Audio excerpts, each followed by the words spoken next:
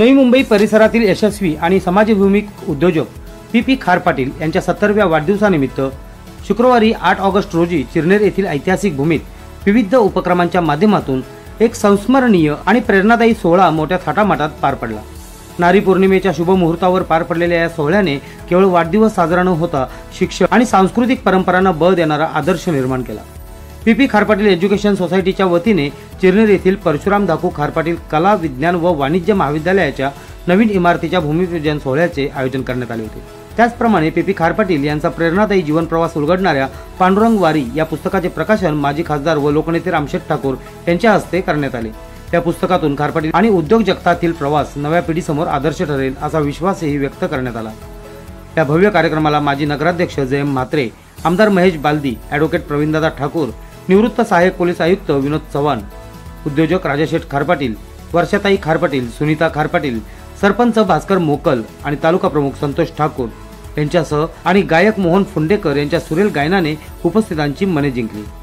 समाजहित, शिक्षण प्रेम आणि विकासाभिमुख कार्याचा आदर्श ठेवणारे पी खार पाटील यांचा हा वाढदिवस निश्चितच कौतुकास्पद ठरला। त्यांच्या कार्यातून ग्रामीण भागाच्या प्रगतीला नवे बळ मिळत आहे असे मान्यवरांनी अधोरेखित केले। आज आपल्या सर्वांसाठी आनंदाचा दिवस आहे, कारण कसं आहे या मंचकावरती आता आपल्या शाहिरांनी म्हटलं रायगड जिल्हा हा महाराष्ट्राची शान आहे, त्याचप्रमाणे या मंचकावरती रायगड जिल्ह्याचे ब्रह्मा विष्णू आणि महेश बसले। ब्रह्मा विष्णू महेश आदरणीय रामशेठ, आदरणीय जयम म्हात्रे आणि आदरणीय पी खार पाटील। आपल्याला माहिती आहे अख्ख्या महाराष्ट्रात जर कोण कॉन्ट्रॅक्ट करतो साधी माणसं म्हणून बसत असते तर ही तिन्ही माणसं आहेत आणि ही तिन्ही माणसं आपल्या जीवाभावाची आहेत किंवा समाजावरती प्रेम करणारी आहेत। आज मला एक विशेष आनंद होतो, चिरनेर म्हटला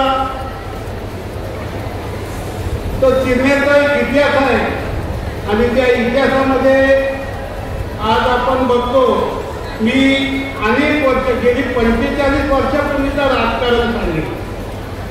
चिरनेरमध्ये कुठलाही काम करायचा आला का सर्व पक्षीय लोक एकत्र होतात, हा सर्वात मोठा चिरनेरचा इतिहास आहे। आणि कारण मी सांगतो, पूर्वीची नावं सांगतो, मग कालुकार पाटील असतील, अर्जुन शेठ असतील, तुकाराम पंत असतील, गजानन भाऊ असतील आणि कौलकर बरीचशी मंडळी आहे, माझी तिथे आता वसंत चिरनेकर, धनंजय गोंदी अशी मंडळी त्यावेळी काही कार्यक्रम करायचं म्हटलं का सर्व एकत्र व्हायचे। राजकारणाच्या दिवशी ते राजकारण आदर करत होते, अशी मंडळी आज इथं हजर आहे। आज शिवसेनेचे आहेत, काँग्रेसचे आहेत, सर्वच पक्षाचे लोक त्यांच्यावर प्रेम करणारे इथं हजर आहेत। मला एक विशेष सांगावं वाटतो की पांडू शेट्टी, त्यांच्या बंधूंनी आणि सर्व कुटुंबियांनी एक शाळेचा सुद्धा एक चांगला इथं संकुलन उभा केलेला आहे। त्यांना मी आज 70व्या वाढदिवसाची शुभेच्छा देतो। प्लस आहे, हे डबल प्लस आहे, सगळं आहे, पण आम्ही आपले जे जसं मी माझ्या सासऱ्याच्या नावावर शिक्षण संस्था काढली, जे माझं मी सासऱ्याच्या नावावर हायस्कूल काढलं ना, हायस्कूल काढलं पी खारपाटील पण त्याचं सुद्धा आता हे नाव उद्योग प्राथमिक माध्यमिक इंग्रजी माध्यम शाळा करून आता कॉलेजकडे वाटचाल करत आहे। म्हणजे एकंदरीत आपल्याला पैसा आला, थोडंसं ते बऱ्यापैकी आपण स्थितीत आलो तर शिक्षणाकडे लक्ष देणं जास्त गरजेचं आहे। आपल्या पुढची पिढी आणखी चांगली व्हायला पाहिजे, त्याच्या पुढली आणखी चांगली व्हायला पाहिजे, याच्याकरता आपण शिक्षण क्षेत्राकडे जाणं गरजेचं आहे। आणि अभिषेक तुम्ही हे जे आता शिक्षण संस्थेचं कॉलेजचंही काम सुरू करायचं म्हणताय, हे अतिशय चांगली गोष्ट आहे। तुमच्या 70व्या वाढदिवसानिमित्तानं आणि ह्या बिल्डिंगच्या भूमिपूजनानिमित्तानं मी तुम्हाला तुमचं अभिनंदन करेन की फार चांगलं काम तुम्ही हातात घेतलेलं आहे। दुसऱ्याचं चांगलं करता आलं नाही तर करू नका, पण कोणतं वाईट करू नका, कुणाच्या रस्त्यात काटे टाकू नका, कारण चांगलं केलं अशी बात नाही झालं ठीक आहे, आपण जमते की आपण करूया, पण हे सगळ्या गोष्टी करण्याकरता त्याला पिढी सुशिक्षित होणं गरजेचं आहे। इंग्रजी माध्यम, आज मराठीचा अभिमान पाहिजे, इंग्रजी शाळाही पाहिजे आहे, ती पाणी शकणे काढली, उद्योगाबद्दल मी काय बोलायला पाहिजे। आता पाणीशेठ तुम्ही जयम म्हात्रेंनी उद्योजक म्हणून भरपूर आहेत आपल्याकडं, पण नावं आपली घेतात. मी तुम्हाला सांगेन या तिघांच्या मध्ये मोठा कोण जास्त पैसेवाला हे मी काय सांगू शकणार, पण जे म्हटलं ते पाठीशी आहे ते आपल्याला ठरवायला लागेल.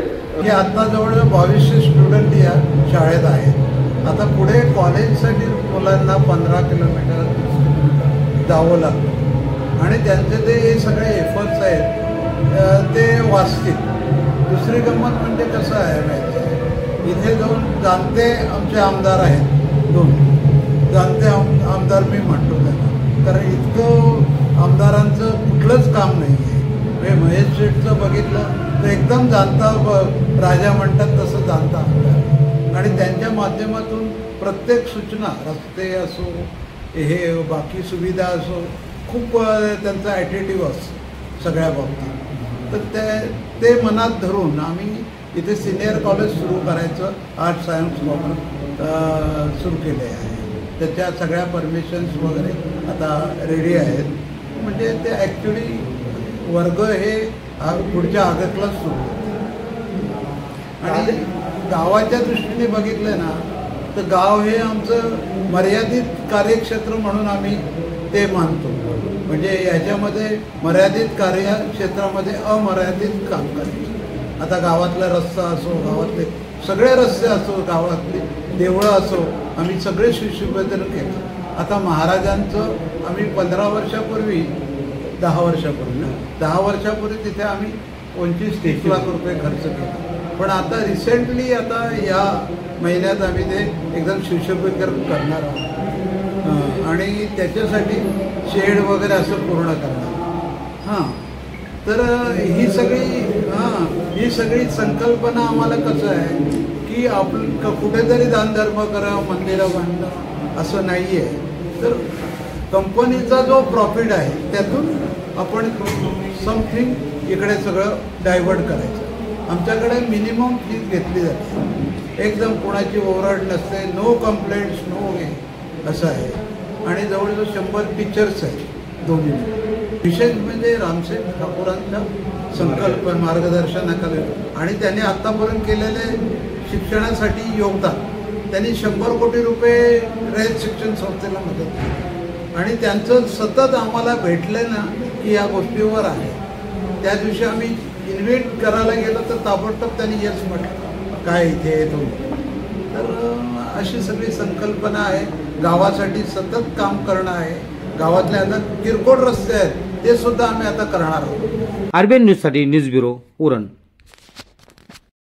जर तुम्हाला हा व्हिडिओ आवडला असेल तर चॅनलला लाईक, शेअर आणि सबस्क्राईब करायला विसरू नका.